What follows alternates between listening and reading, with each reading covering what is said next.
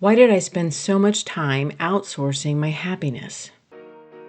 The universe isn't just out there, it's interacting with you. Claim your power by embracing the unknown. This is Tracy with Tracy Talks, and I'm here to ignite your curiosity. Don't just listen, embrace it. Do you want to know something that's absolutely triggering for me? Is seeing a woman in her midlife with another post of, "We're getting married, I'm engaged. This is the love of my life."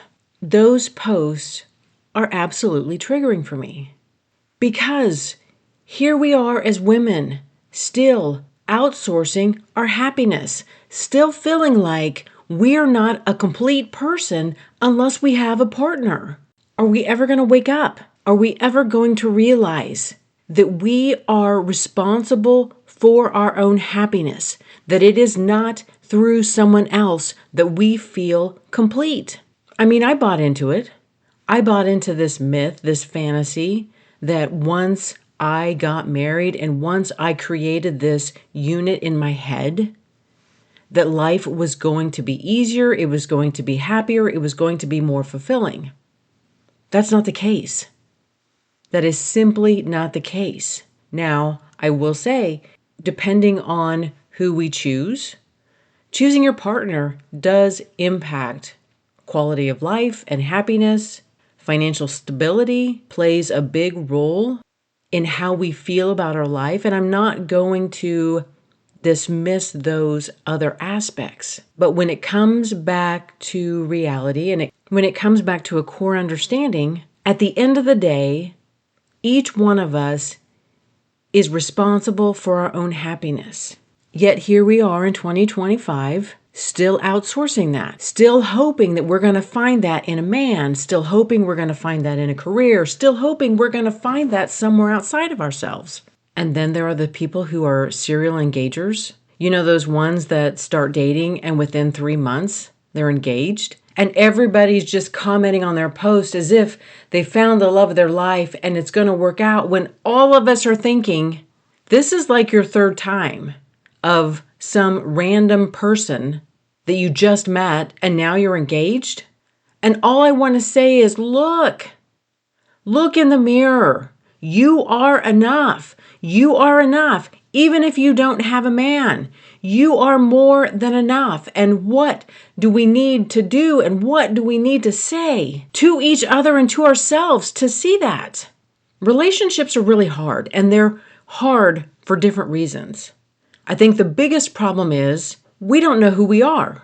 We don't know what we really want. We don't know what we need. We don't know how to communicate. We don't know how we love. And when we don't know who we are, we choose people who are not the best match for us.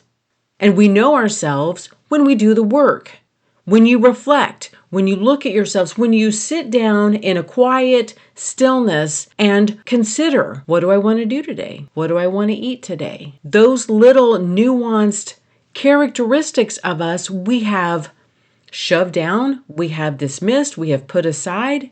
We don't know who we are. When I always think back to Runaway Bride, and in that moment where Richard Gere's character is talking to Julia Roberts, and he said to her, "You don't even know what kind of eggs you like." In the movie, every time Julia Roberts started dating someone, she automatically started eating the same foods that they did. She ate the same eggs that he did. She didn't ever do something different. She was mirroring her partner. And when it came down to it, she lost herself. She didn't know who she was, and maybe she had never been in contact with that person. I think there's a lot of us walking around just like that. We don't know who we are, and we're trying to find some of those characteristics in other people. And when that honeymoon phase is over, the fairy tale and the fantasy, when that bubble bursts, we realize this person isn't for me. I don't know who you are. Why would I have ever connected with you? A second reason why relationships are so difficult for us, and especially I'm talking as Gen X women, we were not given tools to communicate, to live life, to identify our feelings and emotions, to identify what we want. We had zero tools.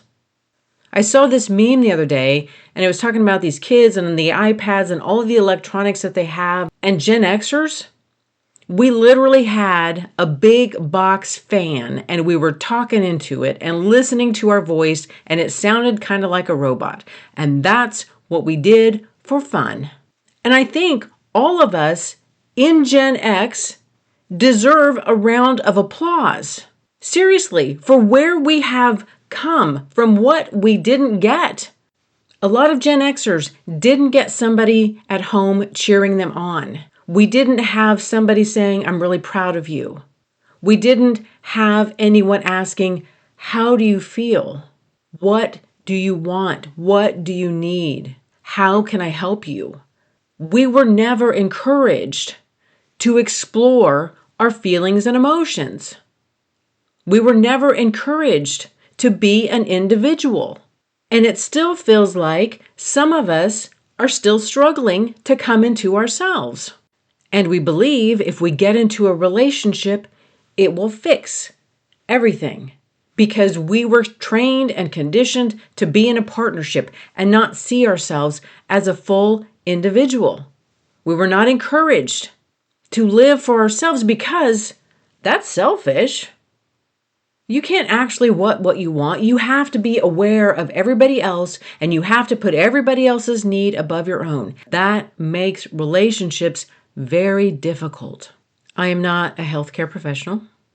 I am not providing you with advice. I'm only discussing these topics from my own experience.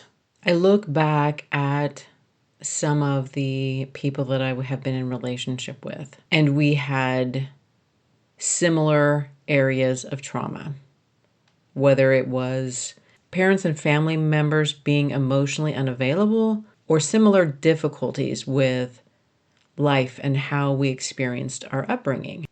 Because here is somebody that sees the pain, that knows the pain, that has experienced the pain. And in this weird way, it feels safe because they already know what it feels like. But yet, that connection still is not on a healed version of me. It wasn't on the things that I really do love. It wasn't a connection based on my interest. It wasn't a connection based on my passions and my purpose. It was a connection that was based on my wounds. And what I didn't understand is I don't know, where do you build the relationship based on your wounds and trauma? And where does it go? It doesn't have anywhere to go from there. It wasn't obvious back then because, again, Gen Xers, we didn't have tools. For the love of God, we had dirt and we made mud pies.